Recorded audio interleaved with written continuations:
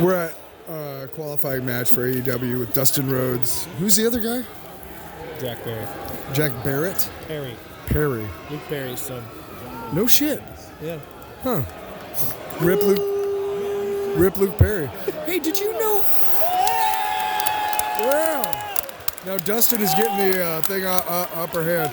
Did you know that Luke Perry was in The Fifth Element?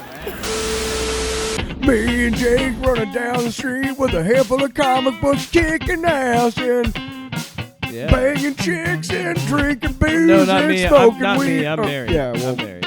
Jake. Can't do that. Yeah. Off panel, off topic with Jake and Tyler. Hey. Hey. How are you? I'm doing really well. I'm Jake. I'm That's Tyler. This Hey. is Off Panel. Off panel, off topic. Number 153. Okay, we haven't swore Right? yet, but Or we already 54? sang. I don't know, but we already sang. But We that haven't was swore. good. That was good. It was okay.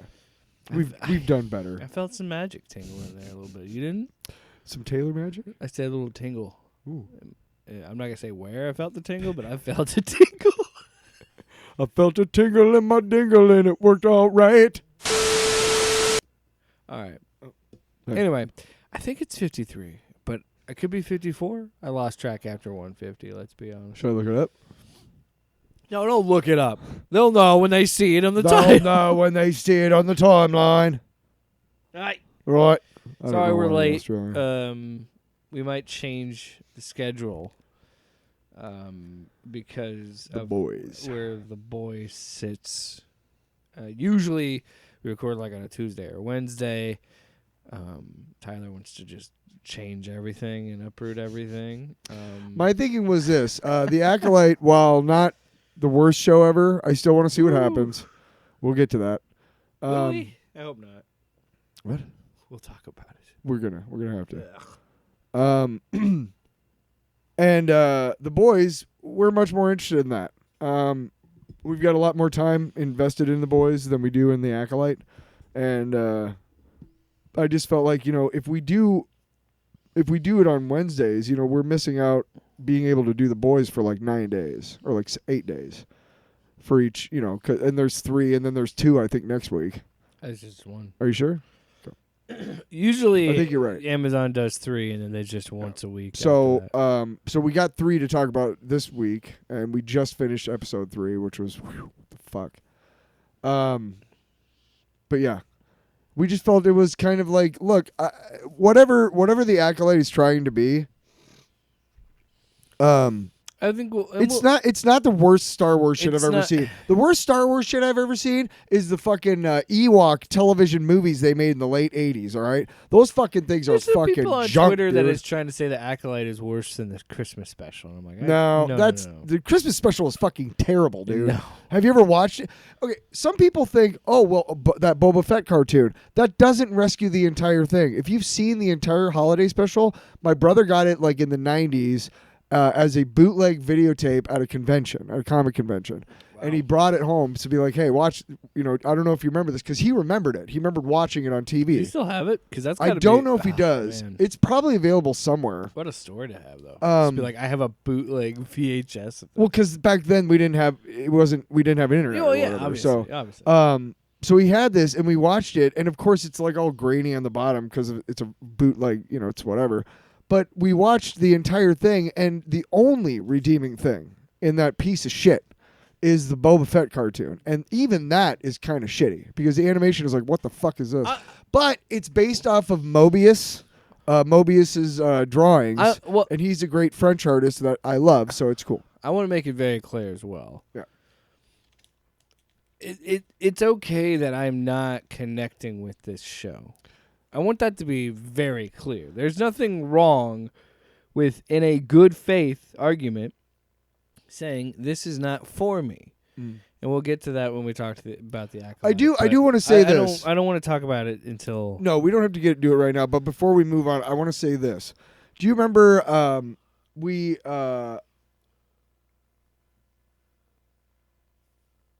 So the thing in the Acolyte that everybody's talking about is like the singing, right? Okay. Because we're gonna we'll get to that. But I I'd just rather want to put talk this. about the I boys just want first. to tell. I just want to put this in your head. When I watched the Guardians of the Galaxy holiday special, I saw that same bullshit. All right, okay, all right. Actually, you know what you need to do? Oh yeah.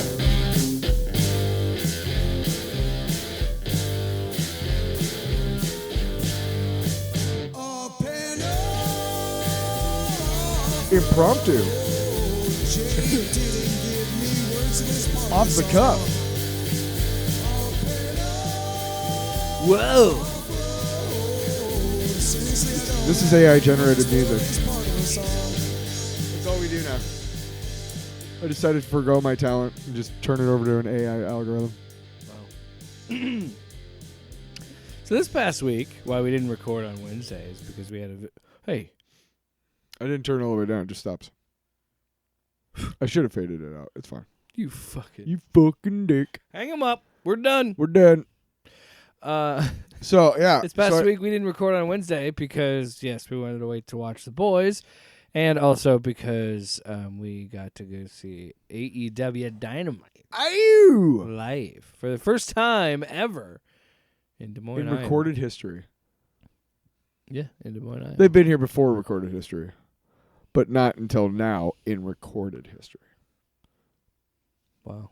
AEW was once partnered with the American Indian tribe that stood on Des Moines land like thousands of years ago. Crazy because the company's only been around for like 5 years. So, how'd that happen? Listen, man, I'm just telling So, just telling it like I made it up, man. I'm not. I forgot you're the wrestling expert. You're the one who's watched wrestling for so long. You would know that AEW, a company that we publicly know, has existed only for 5 years. Yeah, no, I know that. But in secrecy, it's existed for hundreds of years. Yeah, it's like the fucking Freemasons. It's the Illuminati. The Illuminati, the Freemasons, and George all Soros, elite wrestling. Son of a bitch. It goes all the way to the top. And Ed Snowden. This is a Biden psyop. This is a Hunter Biden psyop. So we went to see AEW Dynamite. So, of course, we had some reports from the field. You heard the first one to start the show. It was the second one, but it was the best. Jack, you suck. Yeah. The guys, okay, so first things first, like, we went to WWE, like, what, a couple months ago? And that was kind of off the back cuff, in too, December. right? Yeah. Yeah. It was raw. Yeah. And I had to, I couldn't stay, like, I couldn't stay a lot for that. Which sucked because it's a bigger spectacle, you know, whatever. They got more money, they got more, whatever. But it sucked because I didn't want to have to be that guy who's like, okay, I gotta go. But I did. And this past time we just stuck around until both of us felt like going, which was awesome. I got popcorn. I got pretzel with cheese. The pretzel was actually surprisingly good for an arena pretzel, you know. And the popcorn was bullshit. It was. I'm telling you right now. Excuse me. This is just an. Look. I get. This is just where we're gonna be at. I wish I have the clip of it. I should pull it up in prompt. I should have recorded us walking around the arena singing like Michael I'm McDonald. I know. I'm so mad because things like this are what pisses me off. It cost me $12 for a large concession-sized popcorn. I'm hungry now. And a bottle of Coke. Yeah. Was $6 a piece. $12. This is why I don't go out. You know what I mean? And it's like that movie theaters, but even worse. Mm-hmm. It's like, it's ridiculous. Well, the thing... besides that, let's talk about us actually before the show. Before talking about Jack Perry, who, yes, is the son of Luke Perry. He's in The Fifth Element. Here's another episode of Off Panel Off Road. I'm not going to hear that. You remember you said that at Bacon Fest and we heard each other just fine. So we're at AEW Wrestling right now at Wells Fargo. And boy howdy, we just got scolded by the announcer that we should not be using that language. Now that we have a quiet moment. Yeah. This is pretty We fun. should do it after the show. Oh, yeah, we will. We'll do another one. Yeah. We just wanted you to drink in the environment.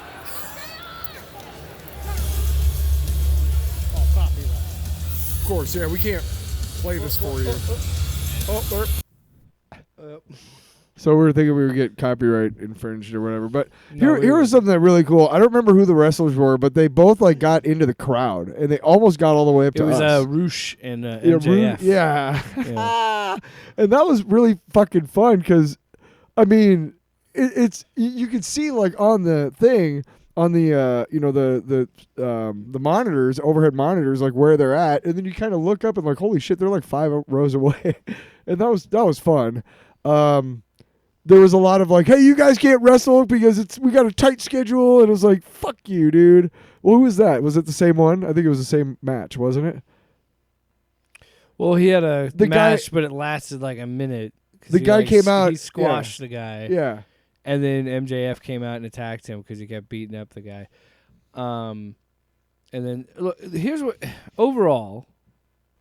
Couple of tag teams, We'll like play the triple next tag clip teams. and then I'll give my overall thought Let's of the go. show Okay. itself. A couple of things I want to address about it too, but yeah, here's clip number 3. Those are 'cause we already after played the- number yeah, 2. yeah. 'Cause you did it all Tarantino on me. Yep. Woo! Yeah, AEW, baby! So we just got done watching AEW. It was awesome. Mercedes Moné Monet. and Zeuxis. Zeuxis. I thought it was Zeus. All I know is that there were 2 dudes behind us who could not keep their mouths shut up about the fact that they were ladies with boobs. It was Wait, kind of ladies have embarrassing. boobs? No, did you not notice No, the guy? I Yeah, know. I'm gonna get OnlyFans. Blah, blah, like, what the fuck? Anyway, other than that, it was Get that pretty bag, good. you know? It was pretty good. I had a great time. Thanks, AEW and Off Panel Off Road, for our What are you amazing. thinking our own podcast? I was acting like we won a contest. Oh. Thank you. We won a contest called Friendship.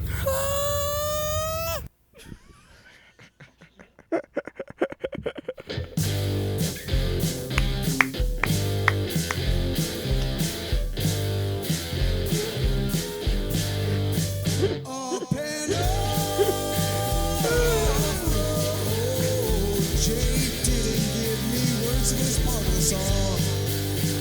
Off Panel Off Road. Seriously, I don't have any words for this part of the song.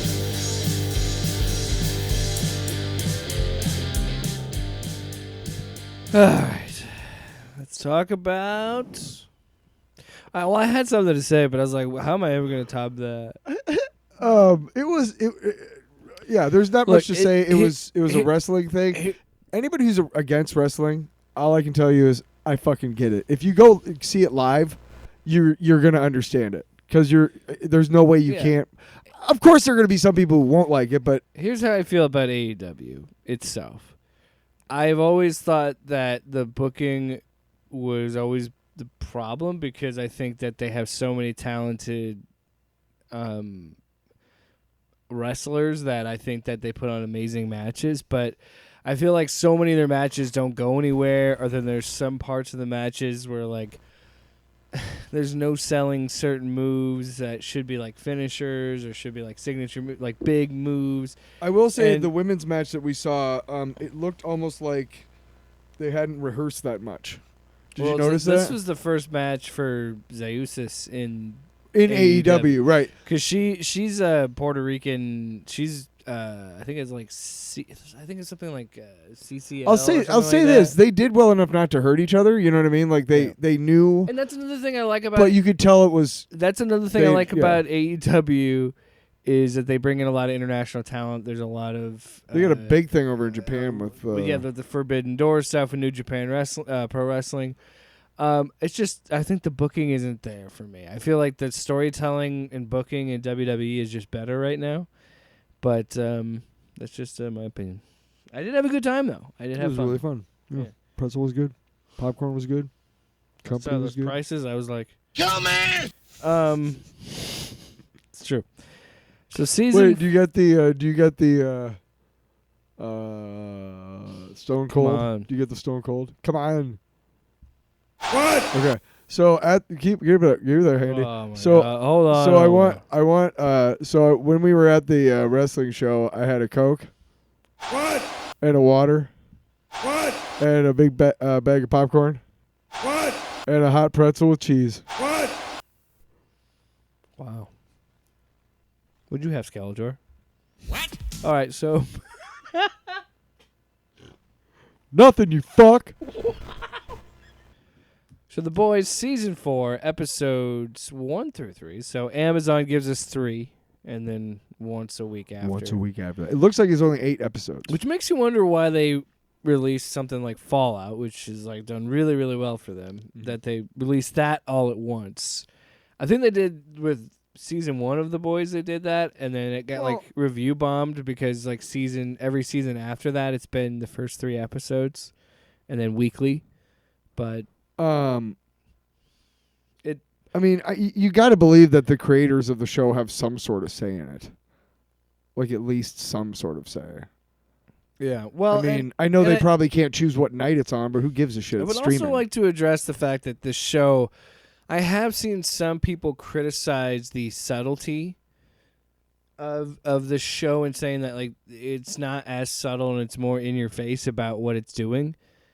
I would also like to point out that there was someone that was radicalized by Stormfront that shot someone in the second season of this show. So it's always gone to those levels, and it's always shown that. It's just, yeah, it's more on the nose because Kripke, it said publicly, like, it's not, like, if you want to call it woke, go ahead, because clearly I'm not making the show for you. Yeah.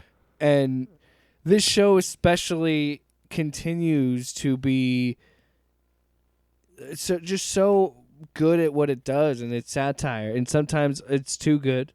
And I think that it's also very funny that people with this season are finally starting to understand that they're like, oh, we've always been the bad Homelander's guys. not supposed to be the good guy.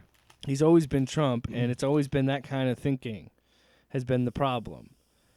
And I mean, and I don't think they've watched the same show because it's been there this whole time. It's been there in all 4 seasons. It's been very, very clear. Look, from the moment that the Deep makes Starlighter suck his dick. Yeah. Just like in the book, that's the tone. Like that's what we're going for. That's what this is. And If you haven't figured that out by now, and here's the thing, like a lot of people that watch this show, there's a lot of true life things that go on. If you don't understand that 3 out of every 5 women that you know has had a situation like that in their lives, then you're blind or you're willfully ignorant. Okay? I know the stats. I worked for the Women's Crisis Center out in Denver for for like a year. But you got to understand that, like, I mean, all of you out there calling shit woke are because you don't want to take the time to evolve as a human being. You're just stuck in your ways, and I don't fucking have time for it. Fuck off. If you want to be a shitty human, that's fine, but I'm going to fucking call you a shitty human being, okay? I'm fucking tired of it. It's just every time I see anybody now, like, with that shit, I'm not going to hold back. I'm going to be like, hey, you got a Trump sticker on your car. Fuck you, asshole. You fucking piece of shit. Anyway. Sorry, let me get off my soapbox. Thank you. So I love that these first 3 episodes were introduced to Sister Sage, who is the smartest person on the planet. Smartest woman. Smartest person. Smartest person. That was great. I I like her a lot. She is The actress playing her is really good. She is the scariest, Right? because she's the best villain because she's the smartest person on the earth. So she's the most calculated. She knows how to enact this plan. And I think it is in the second episode. We're going to kind of jump around a lot. So You like? this new arc that we see in the first 3 episodes, Homelander's on trial. We also see that the woman with the head, she makes the heads explode. She's running for president. Vicky. Vicky. We just watched it. Yeah, Newman is celebrating a victory because it's getting closer to the election, and and how they're closer to him, Singer winning the presidency, and he's fucking pissed because he knows she's a soup, and he's like, we can't have a soup this strong, this close to the White House. Yeah, because he knows he's dead if they get elected. Yeah. And so that's all happening, and they're trying to set up so the boys are trying to set up a situation where they can trap her because they think they can kill her using acid. So they lure her outside. Butcher also fucks up because he's not supposed to engage because Homelander shows up. Well, they all to show up. support They all show up, and Newman. it's supposed to be an undercover operation at this banquet. And Homelander shows up, so they're like, "Well, shit, we can't get it Because he's to her." showing support to So then- Newman to be like, so hey. then she fucking finds Huey because she's not dumb, Yeah. and she opens the thing, and he actually starts to kind of, okay, and then he's just like, "Vicky, fuck you," and he throws the acid on her, but it doesn't work. Burns her clothes, and she's like, But you're fucking Butcher, pathetic. Butcher fucking shoots her in the head. Nothing. Just ricochets, almost hits Huey. Yeah. She's like, do some better fucking research. And Yeah, like, there's a lot of moving pieces in these first 3 episodes, and just like the first 3 seasons, the first 3 episodes of season 4 are full of surprises and some not so surprises. The confrontation between Firecracker and Starlight in Firecracker's apartment. So this is what I think is interesting. I think the whole thing with Gen V, I think there's a lot of criticism of like, okay, you're becoming what you're mocking. You're becoming what you're parodying because now you have a spinoff. But I don't think Gen V is going to go past the 2nd season because now we know The Boys isn't going past the 5th season. The plan is always supposed to end in 5 seasons. Yeah. So it's going to be interesting because of where this 3rd episode ends, of how they tie things together. And I want to push back on that because I think this is also an example of like, if you do it right and it works well in the world and you're not asking too much. I mean, you're asking, yeah, they're hour-long episodes, they're 8 episodes, but they're, it's once a week. And I know there's a lot of shit that you can watch, but I think that this is an example of how you can do it well and not be like overbearing, where you make someone feel like, oh, you have to do so many hours of homework. Like, you don't necessarily need to watch Gen V to enjoy season 4. So like you could have completely seen it or ignored it. It wouldn't make any difference. Mm-hmm. It does kind of factor in, and it's going to more later in the season, I think. But so far, there's just been references to it. Yeah. Like, Homelander drops, he knows about the virus that's at Godlin, or Godolkin, excuse me, and all that. But, again, I keep jumping around. So that first episode is mostly to kind of, again, reset the stakes of what's happening, because he's about to go out with Newman. He's also about to take Ryan out. And before he goes with that Ryan, he goes, remember what I told you, humans are toys for our amusement. Yep. And this is truly where we're at after season 3, where Homelander truly believes in his own bullshit. Yeah, his own genocidal rhetoric, where he believes soups should dominate the world and make humans submissive. Yeah. Which, honestly, all the criticism of how much this show changes from the comics, which, again, I think I personally enjoyed from the comics that I read. I just wasn't into it, and I prefer the show a lot more. Yeah. I still think they're going to go the route, and this is just my overall prediction, and especially with the first 3 episodes. I think we're going the route that the books go in, where it gets to a point where, spoilers for the books, I guess, pizza time for the books. There's a point where Homelander kills the president of the United States and takes over the United States. But Butcher kills him. But Butcher is also responsible for a lot of really bad shit, and Butcher eventually becomes the main villain of the story in the last 5 issues of the book. I think that's where they're going with this show. However, I do think Butcher is trying to do right, but I think it's going to end up where he's going to fuck up again and do something bad. Love seeing his butthole in that picture. Yeah. First episode, you see a butthole. That's great. Our second episode, I think. Yeah. There's also some criticisms because in these first 3 episodes, Frenchie meets this guy named Colin, and he has a relationship with him. People are complaining that they feel like that came out of left field. Well, it's not gay; it's bisexual. Well, he's bisexual, yeah, but and to be honest, but they feel I felt like he was like that all the time. I think a lot of people thought it was weird because he spent so long chasing after Kimiko. Yeah, but Kimiko doesn't want him. But Kimiko, I think at some point he would be like, "Yeah, she's." Well, not this is how the interested." chuds are going to. This is how the chuds She are going to also spin it. says, and they have a healthy moment where she says, Go put your dick somewhere. "This is not happening. Yeah. We're not gonna. Yeah. I don't see you in that way.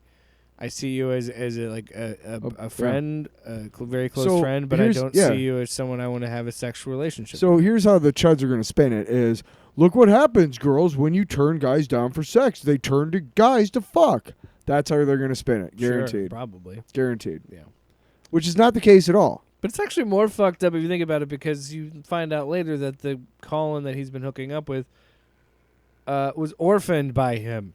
Back when he was a fucking assassin. He killed his whole family. Yep. The tripping stuff was pretty funny in episode 3. Where They she got really splits the fucking guy's head open and bubbles come out. Yeah, that was fun. But That was again, fun. it continues. Violence No, is fun. it continues to be. Well, that's what this show does a great job of knowing how to use violence in the right ways, Mhm. and it's gory in the right ways. It's gratuitous in the right ways. Where at times, like we've talked about when we talked about with Gen V, where there are times in this show, in these first 3 episodes, let's just say that we're Umbrella just talking about the first 3 episodes. Fuck it, Fuck it. because I can't keep it because there's so much shit I want to talk about. Was that season 1? Was Well, that episode 1 and or there's 2? so much shit happen.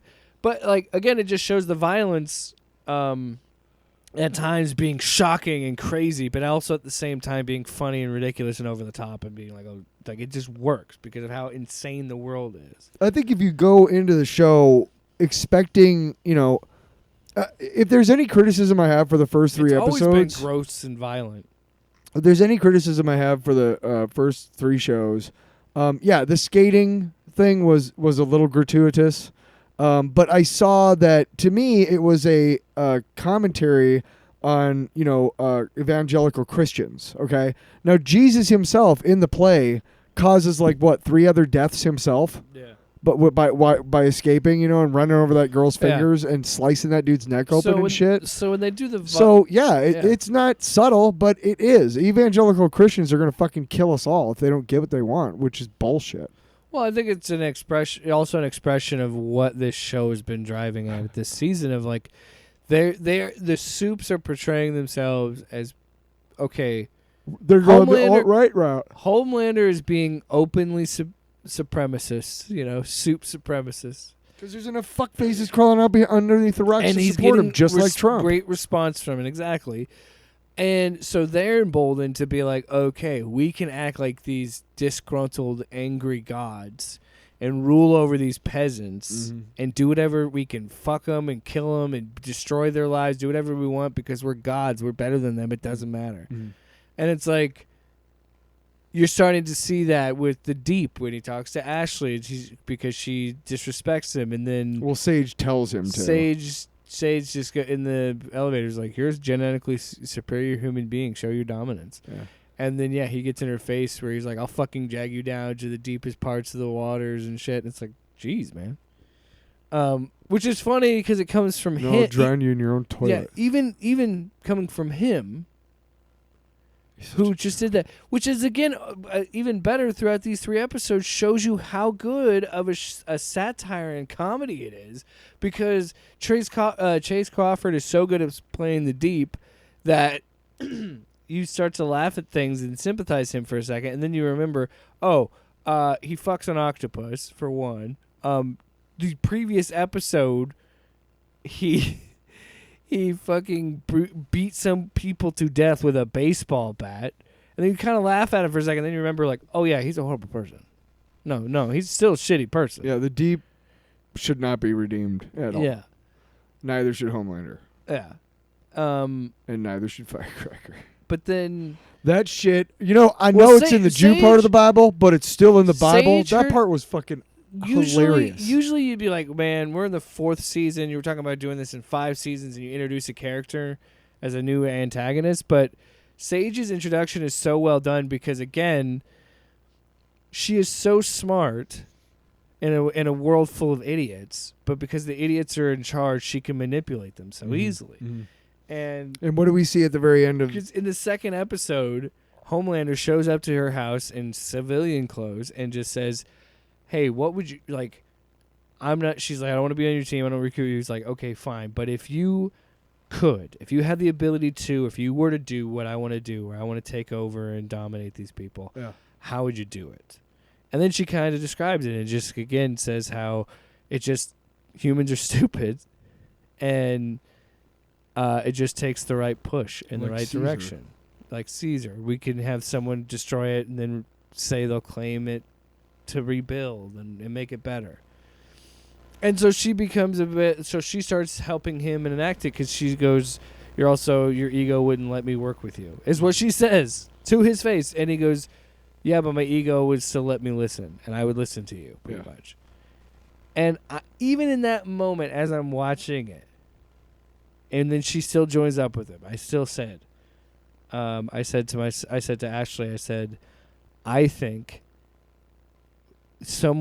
he's going to kill her, and he's going to fuck everything up, and that's going to give him this is where we finally see him start losing again, and like he's going to kill her at the end of the season or something, because in the next, I noticed that first confrontation with them, and it keeps playing out throughout the episodes where he's too stupid, and Homelander has too much pride. Again, just like Trump, however you want to draw the comparisons, whoever. Hey, doesn't just have to be Trump. Any fucking moron leader who thought he was smarter than he ever was. Any alt-right shithead, And- really. Yeah. Alex Jones, Fucking dude. Ben Bolsonaro, Shapiro, fucking whatever. fucking whoever fucking you want to cares. insert Heel in push, there. fuckface, Fucking whatever. Putin, whoever you want to fucking put in there. Yeah, fucking nerd rodic. Douche fucking fucking losers. shit, whatever. Douche. Melanie Mac, shit. Whoever. Fuck. But Take your fucking pick. They're all making money, for fuck's sake, so you know you're watching them. Not our listeners, but some. regardless, but I think that confrontation is gonna happen, because unless It must. they have a conversation where she lobotomizes herself, or it looks like she does sometimes, to just be normal to her in her minds, or like dumb her. I'm willing to bet slow her brain down. I'm willing to bet that just like the girl in Gen V, I can't remember her name. Bug? No, it wasn't Bug.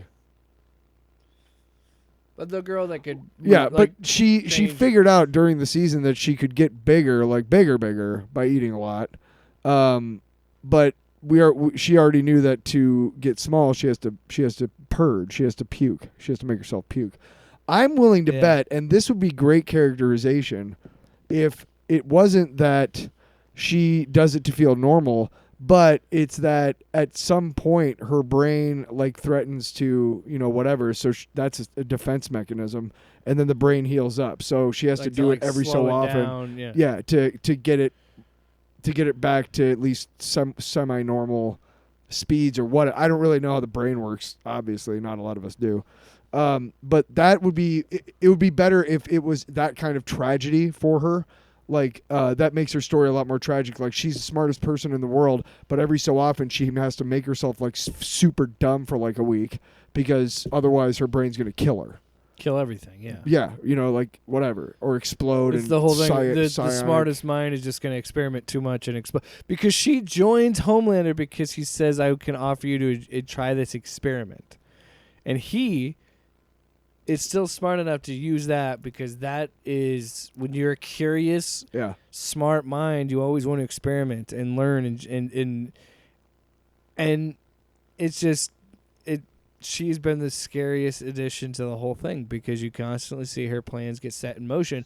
Yes, they get altered and changed because A-Train finally did something good, and where they framed the Starlight protesters, he gave him the footage to prove that I got to be honest, like, the dead bodies she walks up, were planted. when she walks up with her, Starlighter gear on, and then just throws a drink and says fascist and walks back and just kind of Starts fades the back whole into the thing, crowd. yeah. That is the most sinister fucking villainy shit, dude. Yeah, I was that like, is fuck. fucking. I just right? saw that, I'm like, damn. She was. I was like, this really season liked is the too actress real, who's man. playing her, yeah. But then you go to things like episode 2, where they have TruthCon, and it's this conspiracy theory convention. Yeah, they show up at the Starlighter house. Where's the basement? I'm here to rescue the kids. Is there a parallel here? That's the We next don't have a episode. basement. But episode 2, Whatever. they go there to scout out blanket, Firecracker, because she was doing her own little panel that was That's being so hosted by her little cohort Splinter, who we don't see his power, really what it is until later in the episode. No, we actually see it when they're setting up because every one of the guys setting up Okay, is yeah, one because of they had the his. white shirts on. Yeah, yeah. No, it's one of him. Yeah, I know, but the one had, the prime one had a shirt on that said Starlight is a pedo or something like that. Yeah, he was wearing a dark shirt. But all like the other ones were like wearing white shirts or whatever. But so he slips out, and they think he has something relating to a Homelander and the Seven and all that. So they try and Kimiko and Frenchie do recon. Yeah. They go to this gym, and then they go to like where the steam The house Sun. is. So they find the phone. They see where they're gonna meet up, and they go to this fucking steam house, and they open the door, and it's like, I don't know, like 6 or 7 dudes, all like human centipede style. So there's a guy on the ground, spread eagle, jerking himself off while he's eating the ass of the guy above him. And they're all who's eating the ass each of the other's guy above acid. him, Yeah, and it all the just way up keeps- to the top of who's the main jerking guy. off to a picture of Firecracker. Firecracker. Yeah. And then he's like, "It's not what it looks like," and he just goes, "Okay," and he just shuts the door and they leave. And then he gets pink eye. Yeah, later on it pays off that he gets pink eye because of his tossing his own salad. Oh my god, dude! See, and let me just say, like, it's a commentary on people who have too much power, like that guy, wasting it on something selfish. You know, like, I mean, he could like use a lot of himself to like help build And- houses or something, but no, he uses a bunch of himself to eat his own ass so he can jerk off to. To a woman And all the soups are that fucking. uses him because she knows that he's obsessed with her. Almost all the soups are like that. I mean, only a couple are not. And it's a commentary on our society about how we allow like rich pieces of shit to like And why- spread lies about people. why and the not have fuck any are, I concern. mean, revolution, dude, honestly. Fucking that's another story. That's another day. Talk about a Revolution. Well, you know, I hope you brought some chips. That the Tyler Allen version? Because I like it. Maybe you could get some dip. Well, Chips you and dip is know, universal. That's loved by all cultures. I would love a can of Coke. Coke, I don't know. I don't know how international Coke is. Coca-Cola. I mean, I know it's everywhere. You know what I'm tired of? Your face. You goddamn mind. It must be out of your butthole, man. Is there anything else you want to talk about? Me? Oh, Butcher losing his mind, so he keeps talking to someone that we can't see. Yeah, but it turns out his to brain be, is leaking from the temp V. Turns out to be. His dead wife. Yeah. Who convinces him not to fuck over Huey because he says, I can.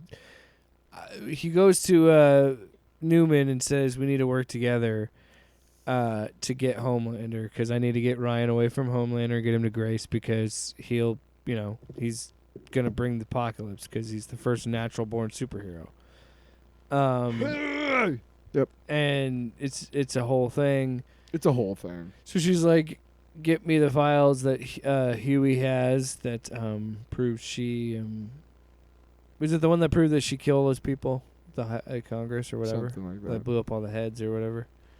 But anyway, he's got the thing, and then his dead wife shows up in a vision. It's just like, hey, don't be a piece of shit. So then he sends her a picture of his own butthole. He's like, I got the files for you. She sees the text that says, has the files for Huey on you, and then it's his butthole. And you know what's great is they didn't cut because she kind of laughs a little, and they don't cut. And I think that actually is a good character moment because even that's like Victoria being like, that fucker got me. Like, Yeah. I trusted him, and he got me, Yeah. you know. Because even she kind of, because even when he shoots her, she's like, get better fucking intel. Like, Yeah. if you're going to fucking come at me, learn how to fucking kill me. I You know I what think mean? she's one of my favorites because she's She's- also Such an interesting villain. yeah. Homelander, the guy who plays Homelander, Anthony Starr, I don't know why he's not getting written up for awards all over the place. His ability to just convey so many emotions with just facial ticks almost. Oh my god. So, first episode, by the way, before we Gray get pubes. done talking about it, the gray pubes. Gray pubes is a He it's keeps such a collecting his gray pubes. right, but it's such a great way to like this show is really good at showing you what's happening and making it clear to you without a lot of like wordy exposition. Like, hey, guess what? Homelander feels like he's getting old. Here's how we show that to you. He picks out a gray pube, and then later on, it's a way of saying like, hey, my stand keeps fucking up. So whatever. But oh, somebody's a stand-up comedian now. hey, what's the deal with their Let's both stand up. No, well, yeah, and comedy. it goes back to like, despite him feeling so much superior, he's still human because he still has that very human feeling Well, he's of still a lab rat, unlike his son.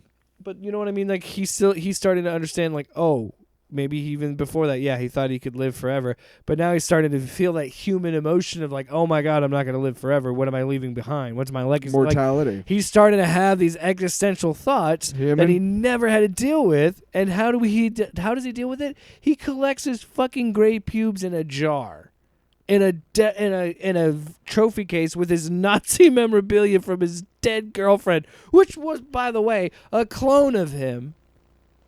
Fucking God, I love this show with how fucking crazy it is. It's it's pretty out there, and obviously Vicky's daughter is a soup now, and a fucking terrifying one at that, because she has things that come out of her mouth. Oh, the first episode she rips fuck? those guys to pieces. That's great. We see Kimiko almost die like 2 times so far in the first 3 episodes. And so I think Ashley and I both forgot that she got her powers back, or that she got these like regeneration powers again. And I was like, oh yeah, I forgot about that. Because she just splats like. Yeah, and then she's fine. And then like she comes back. It's like the Deadpool. There are like, times during baby this. hand There thing. are times during this season that I understand I understand, like, it's for shock value. It's to show that, like, this person is above, feels like they're above reproach or, human law or whatever. But, like, I gotta say, like, sometimes the violence does look a little bit, it's a little much, but I know what I'm getting into. Yeah. So I'm not saying anything about that. But the guy in Waiting who couldn't pee. Yeah, that was the dude. That That was was Splinter. Splinter. Yeah. And I never wanted to see that guy's dick. But I saw it a lot. Well, it could have just But been here's a the- double. here's the thing. You don't know if that was his dick. Fair. Here's the thing, though. I think it's time that we see a lot more dicks and less boobs. And here's why. Because then guys who are shitty about... Well, I don't know where I'm going with this. Fuck the... Whatever. What was that? I would prefer... I like dicks. Let's have a good even titty to dick ratio, It Yeah, ain't hard math. I really gotta say, I thought I was going somewhere with that, and then I was like, nah. For every pair of titties, at least one dick. One dick. One dick to 4 tits. 2 sets. This is the incel ratio. Point is, I can't. Here's my negative review of The Boys. Too much dick. Can't do it.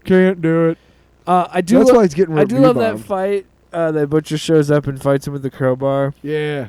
And just kills him, and he's like, Kills "Oh him a no, whole not bunch. Primes!" Yeah. And then all the other like copies finally die, Like at the same time. and they're like, "I loved you even from the first like what was it, like Flat Earth video or something like yeah.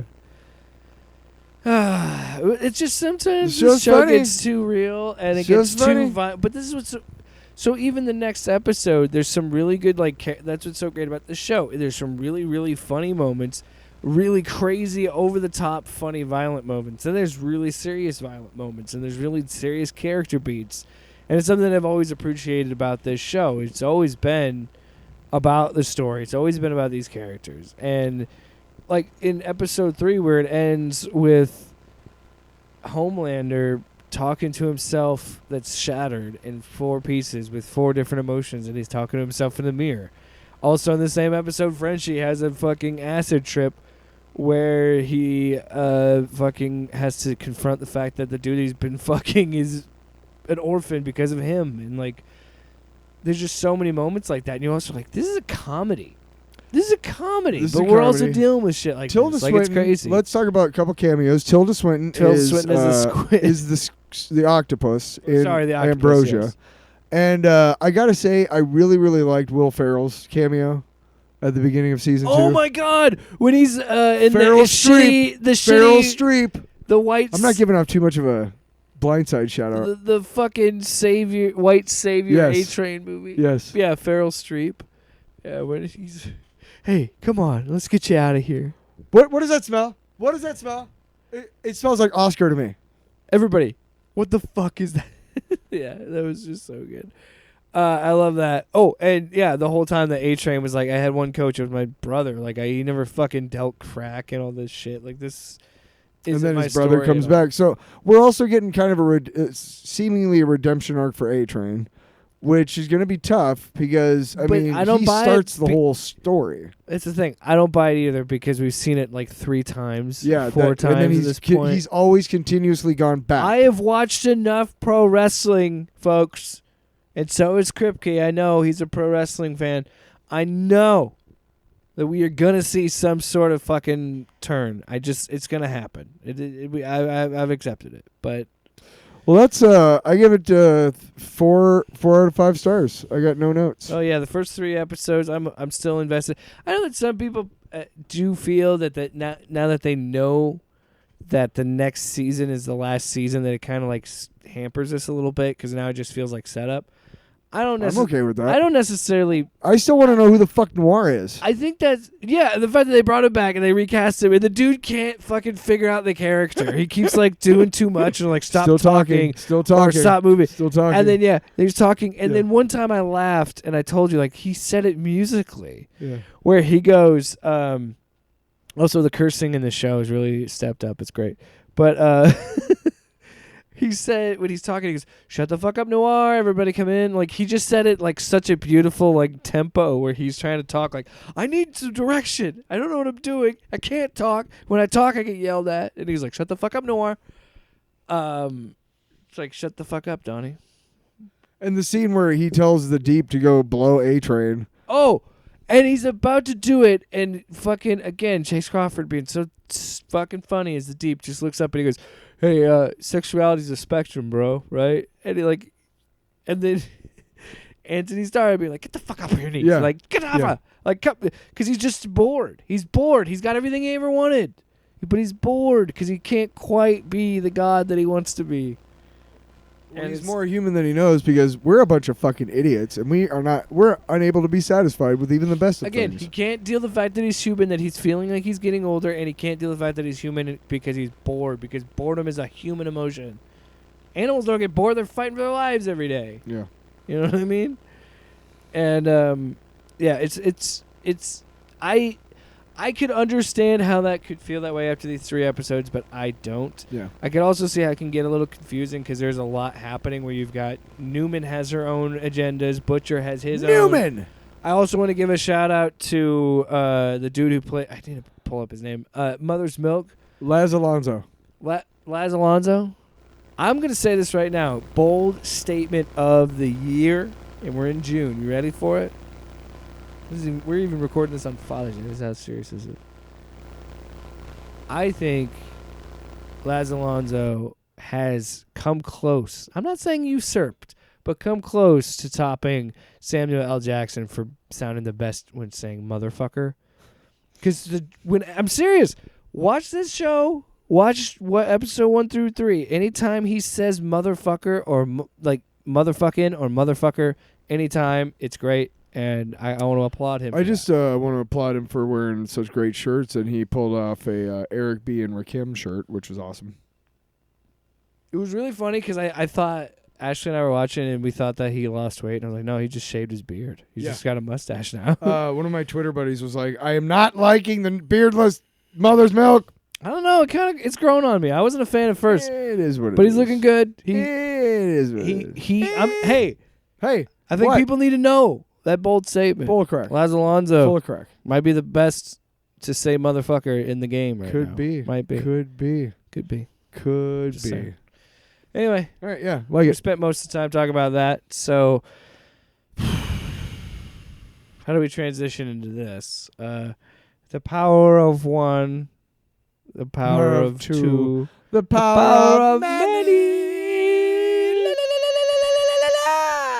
Let's talk about it. The episode that, honestly, I will say this: the one episode, in my opinion, that we can unite across the board and say I did not like that episode. Let's by the way, I want to say first. I want to say this. Yeah. I don't like it in a good faith of like it wasn't an episode for me. Okay. I don't care at all about the fucking politics of it. I just don't care. I want to make that very clear. So I don't like it for just a story reason, not a chuddy bullshit bad faith reason. I want to make that very clear. Continue, Tyler. Other than the that shit, I honestly liked it. Yeah. The two whoever was directing the two young girls was doing a terrible job. Oh, You're doing a terrible job. Like I don't, or maybe they can't act. I don't know. Have you seen fucking? Have you seen what's their names? Kid, Kanye and Kim Kardashian's kid on Broadway Northwest? in The Lion King. Northwest? Yeah, she's terrible. Oh, I have not. But because she's their daughter, she gets a shot. Nepotism. All I got to say is, and I'm not trying to call out a child actress either. Okay. No, I want to make that clear. I believe the don't judge director the kids was. at Yeah. all. No, I believe the director was just not telling her whatever. Anyway, that's other than those two things. I generally liked the episode. It showed us You know, I've read some people talking about like I'm sick of the Jedi as the enemy narrative. Well, I'm not. Because honestly, the reason why the Sith keep coming back is because the Jedi are stupid. They're jackasses. Am I honest? They steal kids, dude. I don't care. It's fine. We could do the whole. Maybe we should look at the Jedi. And I want to They're find not all out. good. I want to find out what happens that causes everybody, including except for what's his name, Saul, except for Saul, to go into hiding. Saul's at the Jedi Temple teaching. But The one dude Naka, was in a meditative prison. he took of the his own barrage making. vow. And Carrie Ann Moss was just hanging out at that bar on a different on a planet. different planet. You know, not announcing she's a Jedi and stuff. Yeah, So kind of hiding out. Kel Naka, right, is on that jungle planet. They even said he's hiding there. yeah. They said he's hiding there. So I know that there's a mystery to unravel. We talked about this off the air. Mm-hmm. I am so tired of every Star Wars like showrunner, whatever, trying to put their stamp. Now I know every writer in comics and everything else, you have a character and whatnot or IP, and you want to make your stamp, right? But with the character with long lineage, do not attack with weapons, or what is it? Attack with what is it? What is the stupid fucking saying that she has that was given to her by her master? Right? You know what I'm talking about?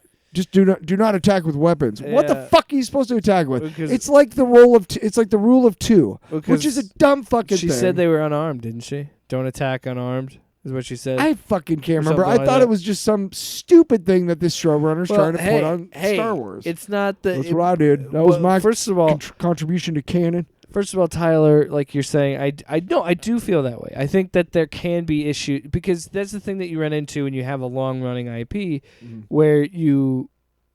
And Star Wars, and I complain about it on this show with the issues I have with Star Wars and doing prequels and constantly going back and forth with the timeline and jumping around and like you and I have talked about The Mandalorian and all that shit is like at some point you have to be like, why the fuck was this not a thing? Why didn't we not know about it then? And the fact that like, okay, now we're doing the Acolyte and we have never, this is, and I understand the appeal of being like, okay, let's do a group of force-sensitive people that are not. They're like you could say they seem like witches, but they're not the necessarily only witches. force-sensitive people in Star Wars canon that aren't Jedi or Sith. And I don't mind that. I actually a lot of them are and I witches. like that concept. I like that concept that we're expanding the idea of like, okay, the Force is. We've always said the Force is something that everybody could tap into and feel. It doesn't have to necessarily be Sith and Jedi. Right. So to see like, okay, there's this group, this culture of women. That calls it the thread. Right? Because I believe they're all women.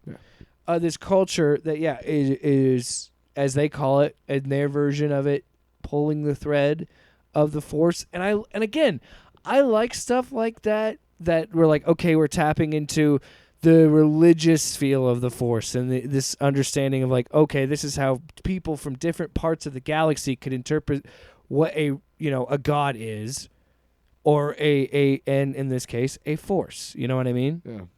And that's interesting. But then you have moments like that fucking Force fight And I'm sorry, man. I don't know how hard you can shoot that or how you try and shoot that, but it just still looks goofy. And I know there's goofy shit in Star Wars, but like, what's the tone? Are we doing a serious show? Or are we gonna have goofy Star Wars shit? What are we doing? And Look, every Star Wars thing has had goofy shit it's- and but it's not- kid-centric shit. but it's not played for laughs. It's played to be serious. I know. You know what I mean? I know that the When you do a fake imaginary fireball, it's hard for me to take the scene seriously. I'm sorry. And I understand it's the Force and it's telekinesis and shit. I get it. But man, it is hard for me to get behind the scene is all I'm saying. What were you going to say, Tyler? I'm sorry. I was not a fan of this episode. I just was not.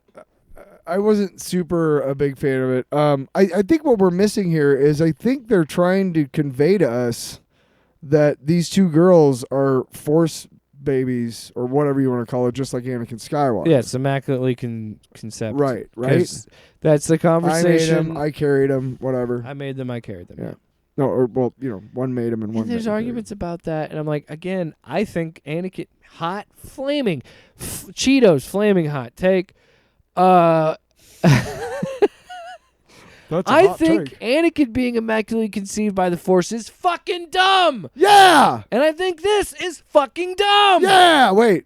I don't think it's dumb. It's just not. I don't. It's The stupid. thing is, that review I read. It's that fine. It's existed before. It's whatever. like a TV show. It's more like a TV show than anything you've seen in Star Wars before is accurate to a T. It is very much a television show. And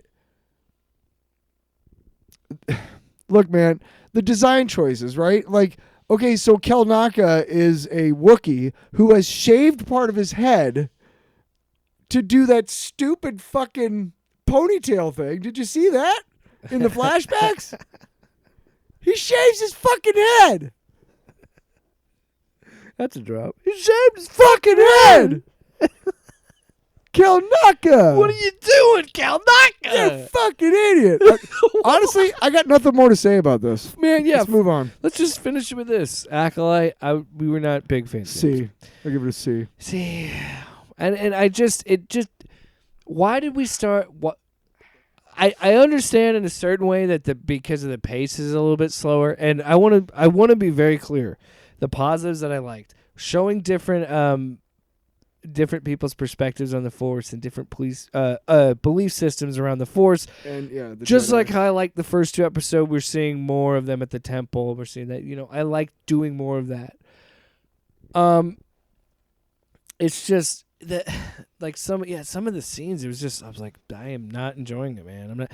And then of course that cheesy fucking song, and I'm like, again, dude, trust there's me. I'm been a musician. there's man. been dorky shit in Star Wars before, but again, this isn't being betrayed. Like they're trying to play this serious, and I can't take it serious. I just can't. And dude, just regular chanting like hum hum hum like that or something, you know? For me, to be quite honest, I'm kind of at a weird place with Star Wars, dude. I don't think I care that much, and I just think that there's so many people online, and I think I need to find a way to not engage with it online because I think I swear Star Wars in particular has like the most annoying fan base because there's shit like, oh, there's a fire in space and there's this or that, and I'm like, oh, we're talking about fucking space wizards and the Force and immaculately conceived talking babies cheese, and okay? midichlorians And talking cheese. what the fuck? Like, what? Who Move on. cares? Let's move on. Who cares? What's up next? What's up next? Why don't you care about the real shit? What's up next? Tyler, it is comic book time, ladies and gentlemen. It is comic book time. Comic book time in the story. So we are wrapping up Wrapping up. our Punisher coverage. Punisher coverage. Number 12. Wrapping up number 12 I'm from gonna stop singing. Jason Aaron, Jesus Saiz, Paul Zaquita.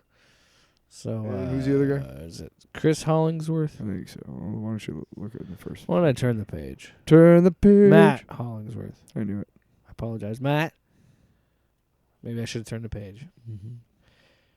Maybe I was thinking of Chris Collinsworth. Here's a guy who colors.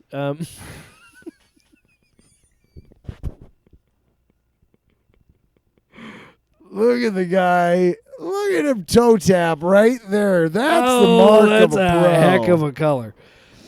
Look at those reds. I've never seen such a vibrant They A crew. They just pop. Wow. So Wow. actually, I do want to give credit to Matt though. The colors are great. Yeah. It's because he's inking, right? Yeah, he's colors.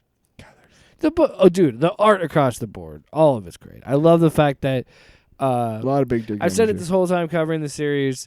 It's always great seeing Azakita's stuff because I'm pretty sure, he's the one who does the flashbacks and the Zayus or Jesus Zayus' work in the present. I think so. So at the end of this, we're picking up where we left off, where the bullet holes are in Frank, and he's bleeding out. Mm-hmm.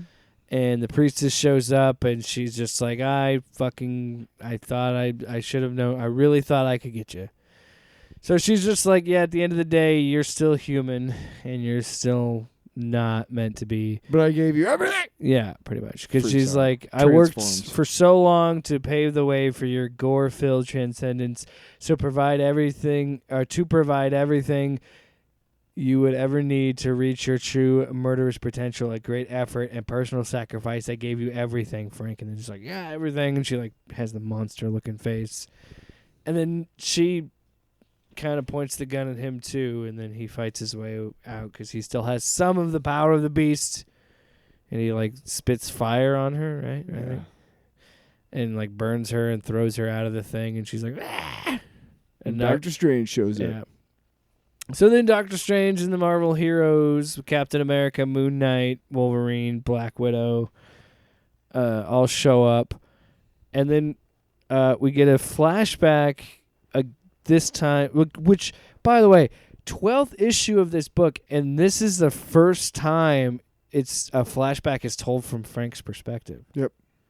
At the end of the miniseries. It's fucking crazy. So it shows him at the end of so this flashback with Frank's perspective after the funeral, and he shows up at this mob bar, and they're like, how did you get in here? You're not supposed to be in here. You look like you're going to a funeral. And he's like, I just came from one. And so he looks at the mob family that put out the hit and just takes out his guns and just shoots the shit out of all these people. He says something really funny. Hang on. They're talking to him and stuff, and he's like, "You're talking about you're talking about the mafia. This is a mob bar frequented by soldiers and capos of the Cesar crime family."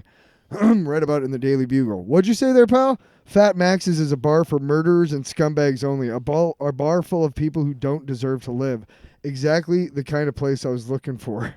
Listen to this guy, huh? Moron sounds determined to give us a fun night, eh, boys? And he just like yeah, and then he just shoots the shit out of these dudes. Blows them away. It's a just full kills them page all. splash of him just shooting all these monsters. Shoot. And that's kind of like the first the birth of the Punisher, Yeah. essentially. Which again, it reminds you so much of like I take away the politics and the chuttiness of it, and just I could truly understand how fans of the Punisher could be upset with this. But I really want you to understand what this story has always been trying to do from issue 1 all the way through, in a sense of like, no matter how you try and justify it, Frank killing other people in vengeance for his family is not good. No, It vigilante justice. Vengeance is never the answer. How many movies have we seen? You think vengeance will make you feel good and bring you justice, but it's only going to keep the cycle of pain. Yeah. And it's like, that is why every Punisher book ends up like that. Because how many times have we said it where like, he could have say whatever. He goes to that bar, he shoots up all those guys. It's still wrong. He killed all those people, but fine. He gets his vengeance. Yeah. But why does he keep doing it? He could have stopped, but he kept going. Because he has this belief that the cops are not doing enough and they're terrible and nobody does enough. I have to kill these people. I have to take the law into my own hands. You Who don't the get fuck you don't says? get the right to Who the be fuck the says? judge, jury, and You tried to executioner. shoot Spider-Man, you dickhole. And that's another thing. The fuck? Hey guys, he was introduced to the Marvel Universe as a villain. Yeah. He's still a bad guy. Yeah. You could still make him a bad guy. Yeah. I loved his conversation with Doctor Strange is pretty cool. Doctor Strange really is kind of a scene stealer in this book. Well, A yeah, little bit. 'Cause he's because you don't Aaron was writing Yeah. Strange at the time. okay, So that's why he's got like. but yeah, he's he is kinda- definitely like he's so a badass sassy in this in this. book. Oh yeah, he's a badass. So yeah, he pulls out the bullets from the gun. And he's like, I don't know what the hell these things are made of. I haven't really seen this before. And that's of course because the bullets were the shattered daggers. He used them and forged them into bullets. And he pulled them out and kind of showed them to him. Just kind of like like a baller move to like present them to him. Be like, here's these. Like here's all that you have left. And he keeps them. Because again, like you said in the last issue, like this shit takes a toll, and you didn't think about what you were doing in your little self-righteous mission, Using all this magic. where you were like, "I'm gonna end war," but it was never about ending war. It was about ending your war. What did that mean? I meant killing Ares and then killing all these people, and then just being like, "All right, I'm done. No repercussions." Yeah. And Wolverine shows up. So it's important to note the bullets are there. Yeah, he keeps them in his the hand. bullets in his hand. Yep. So then, yeah, Wolverine shows up, and they know that locking me in a cell has never seemed to hold. Say it. Killing me would do the trick. Admit you screwed up big time. Give me a reason. This is Wolverine. Yeah. Give me a reason not to kill you, Frank. And he's like, you do me, you better do yourself next, bub. And that's so great because, again, that's throwing it back at Wolverine being like, hey, you killed people too, dickhead. Like, Wolverine just throws him. yeah, Wolverine just throws him. He's pissed. Yeah. And Frank and Logan have never liked each other. Black Widow's next. Black Widow shows up and is just being like, she just says, I love how there's like this final issue is just like a trial by his peers of Frank Castle after all this. And she's just like, maybe you can just end this now and just it'll be over and kind of take care of it.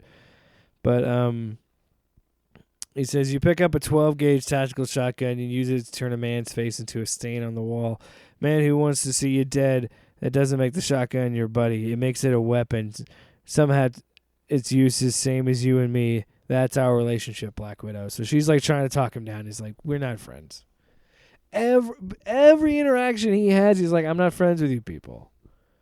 Like Frank is giving up too. He's like, it doesn't like Frank knows he's like, I'm dead. Like at the worst, or at the very least, you're gonna kill me, and that's not even the worst thing you could do. Maybe you torment me in hell with Mephisto or something. But Moon Knight, I think, is the best because Frank pretty much is like, what the fuck are you doing here? Yeah, and he's just like, hey, I know what it was like to go crazy serving a god. I still serve a fucking god, and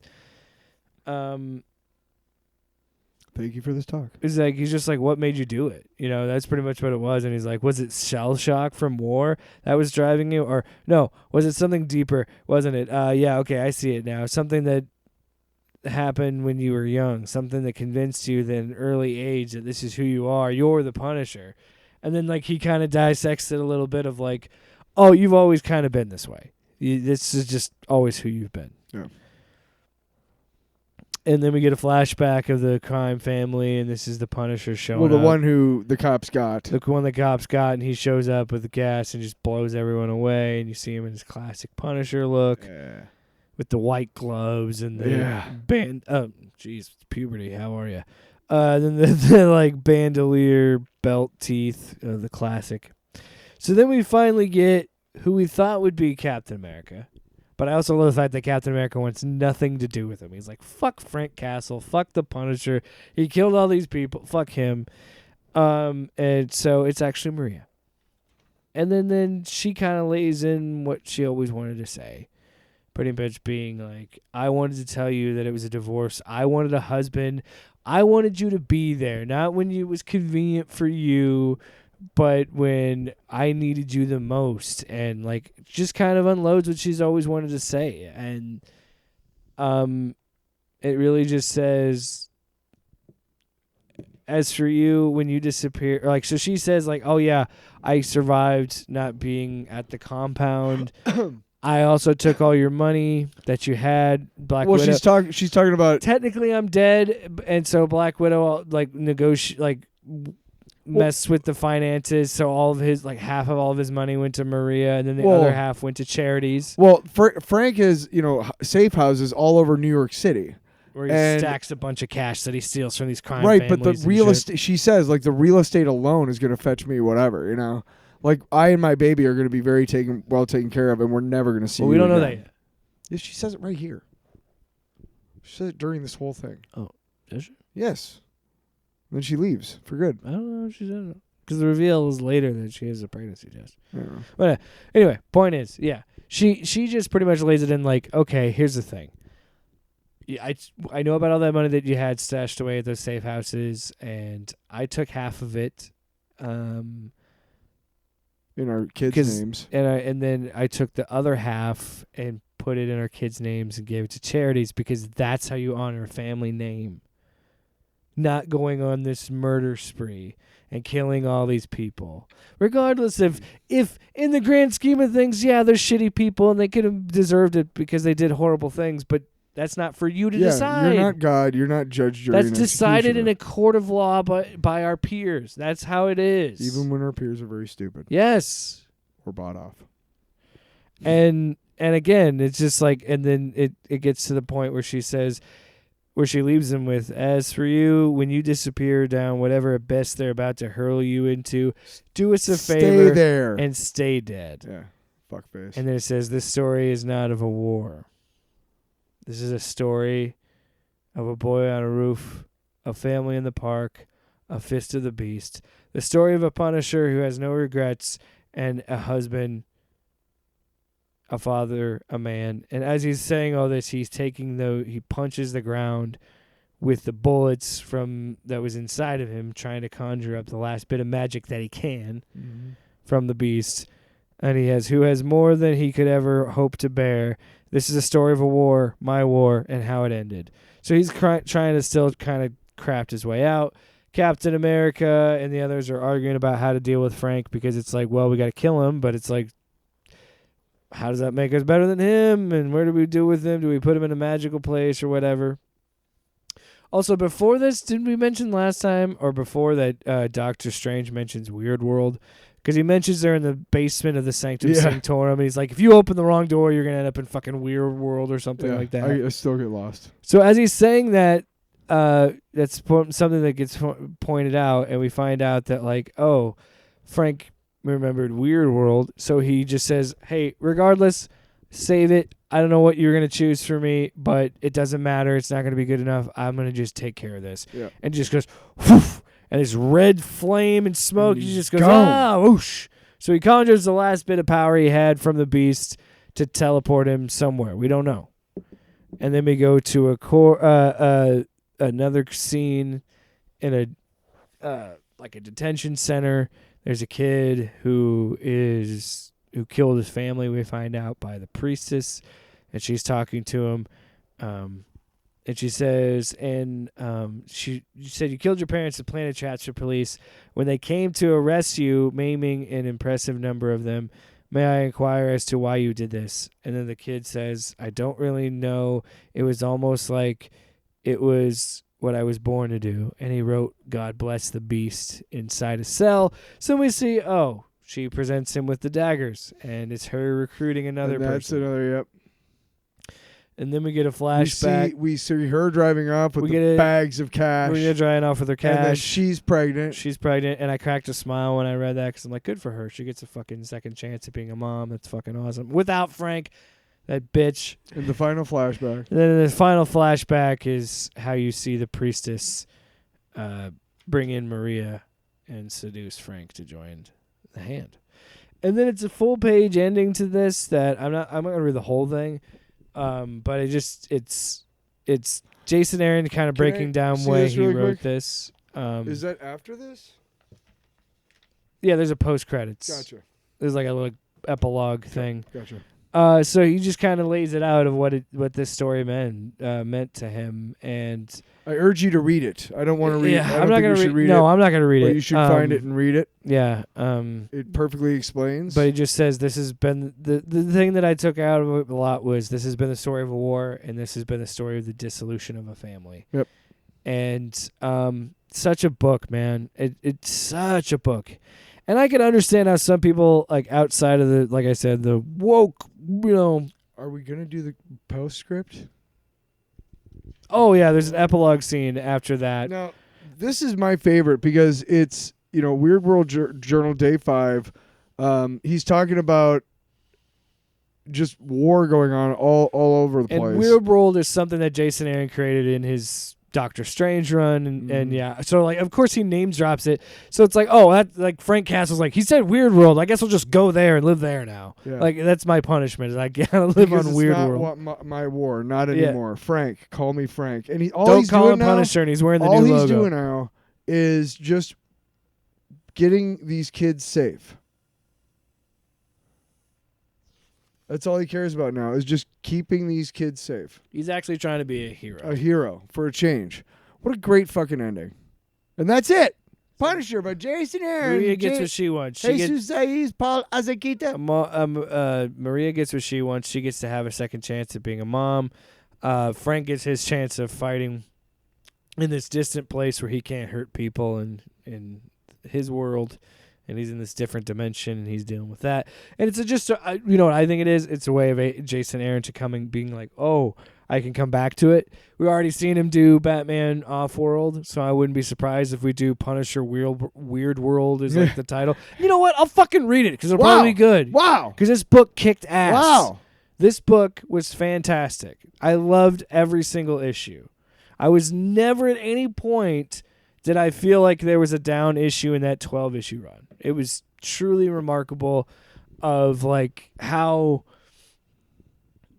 beautiful, like how well written a tragedy can be and how well a Punisher story could be. To me, honestly, I feel like this could be the end-all be-all Punisher books. Like, I don't feel like I need to read another Punisher book. Even maybe I'd give Punisher Weird World a try. I know there's going to be other. They've already did a different Punisher. People didn't like it. I think it got canceled pretty quick. But They've had like a couple of different Punishers. One was a lady cop. yeah, and they, you know, And then he was from heaven. I don't know. Again, I'm sure they're going to bring back Frank at some point and whatnot. Well, but, look, what does he end up as? Is the Cosmic Ghost Rider, right? yeah. eventually? Coates made him the Cosmic Ghost Rider at one point. Yeah, Kate's. or Kate's. I mean. So that's it. But yeah, I really loved it. The artwork, writing, everything about it was stellar. From the moment I picked it up till the moment I'd put it down. I was impressed. singing its praises. I was impressed. And I really like that they made it a story-related change to his symbol. You know what I mean? They weren't just like, well, we just don't want to do that symbol anymore. This is just something we made up. No, this is the mark of the beast. And it works. Mm-hmm. Yeah, it works really well. So yay. If you think Frank Castle's the good guy, You must be out of your goddamn mind. Nice. long. How long has it been since we did one of these?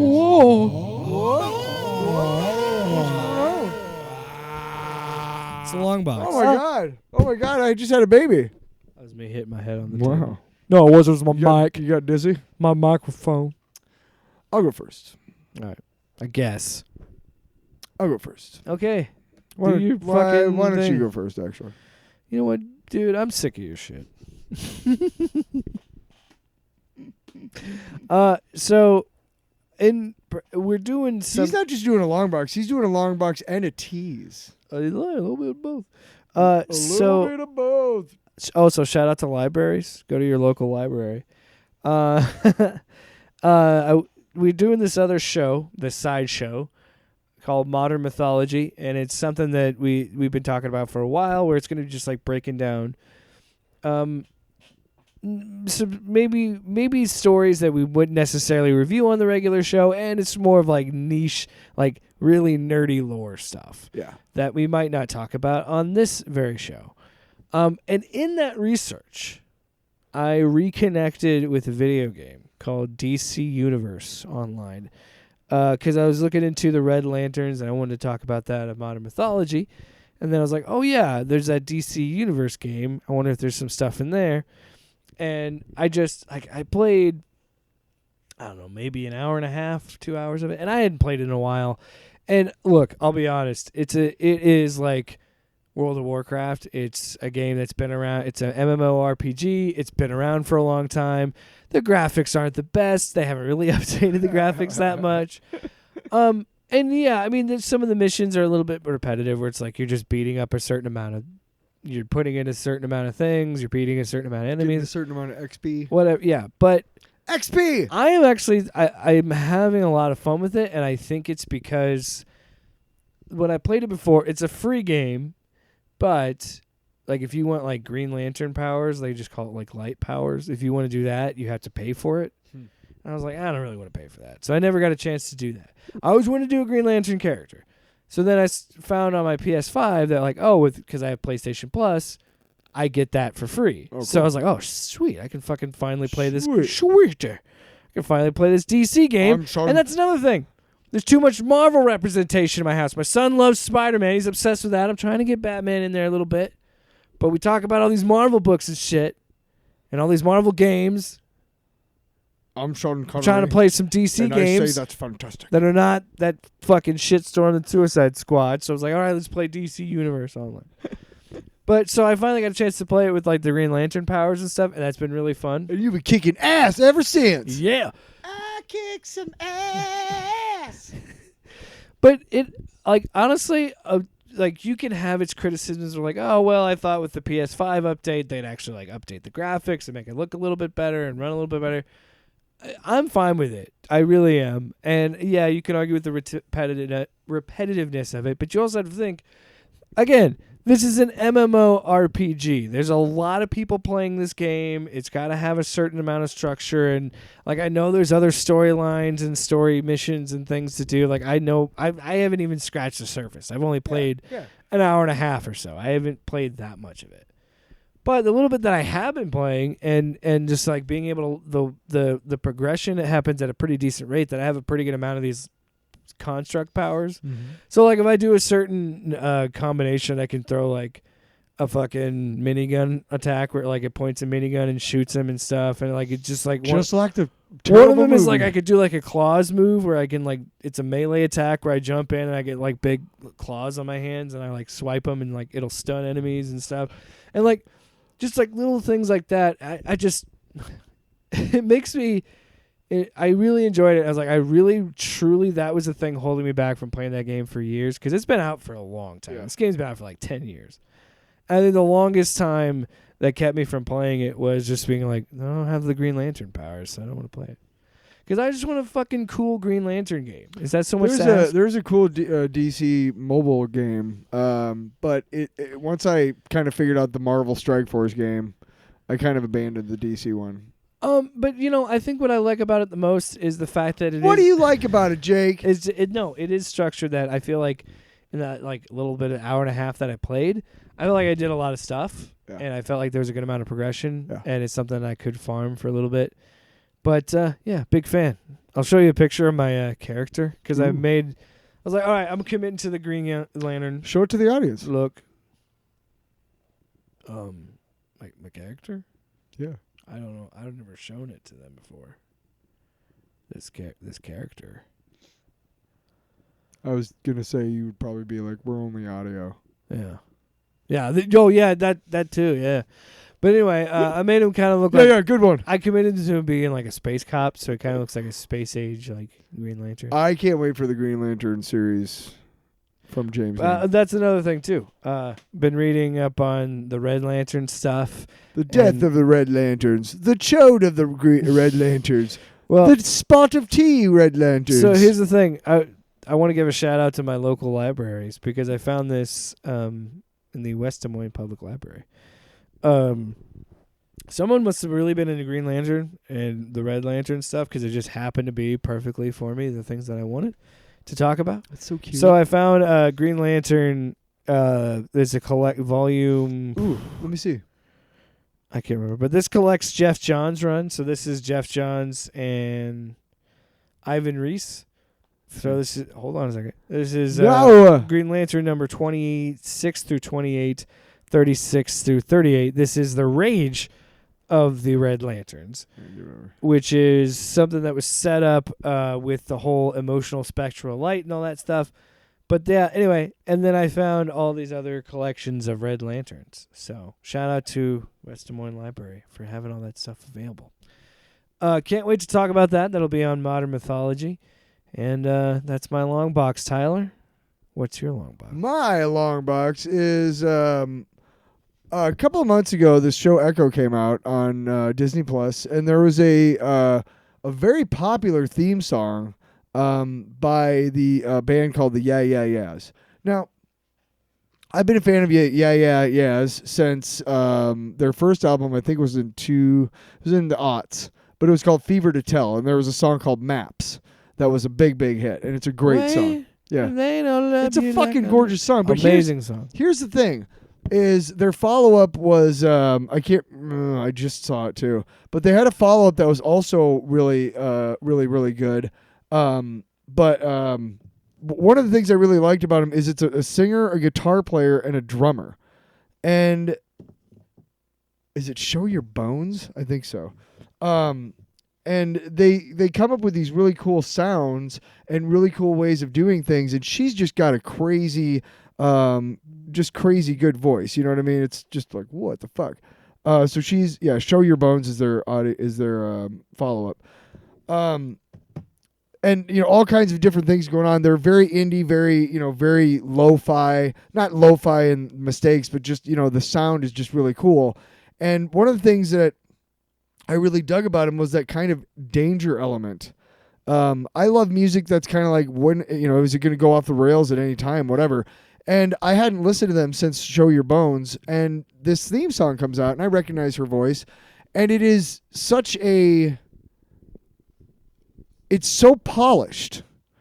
And as a fellow musician, and of course I'm not on their level or whatever, but it kind of made me sad. It was like, oh, you've just decided to start doing stuff by rote, Now, if they're trying to make like a James Bond theme for the show type of thing, then hats off. That's awesome, right? Everybody can do that. I mean, not everybody, but if that's what you were going for, that's cool. And you're going to go back to your other stuff.